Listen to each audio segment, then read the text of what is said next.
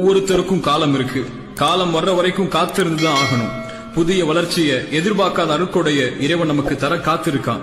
நம்மளுடைய வாழ்க்கையை அடுத்த தரத்துக்கு எப்போ உயர்த்திட்டு போகணும்னு அவனுக்கு தெரியும்.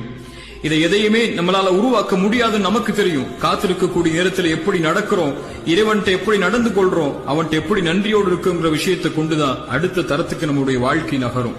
உண்மை என்னன்னா, நம்ம யாருமே இதை புரிஞ்சிக்காம காத்திருக்கக்கூடிய நேரத்துல அவசரப்படுறோம், பொறுமை இழக்கிறோம், நொடிஞ்சு போறோம், கவலை அடைகிறோம். ஏன் உடனே நடக்கலன்னு ஏக்கத்துடைய நேரங்களை வீணாக்குறோம். இப்ப ஏன் இறைவன் கொடுக்கலன்னு சொல்லி அவன் அவசரப்படுத்துறோம்.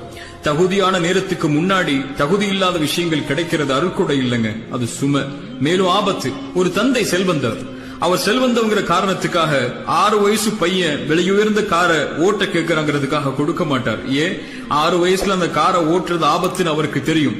ஒரு தந்தைக்கே இந்த அக்கறை இருக்குன்னா 99 மடங்கு தந்தையை விட அன்பு வச்சிருக்க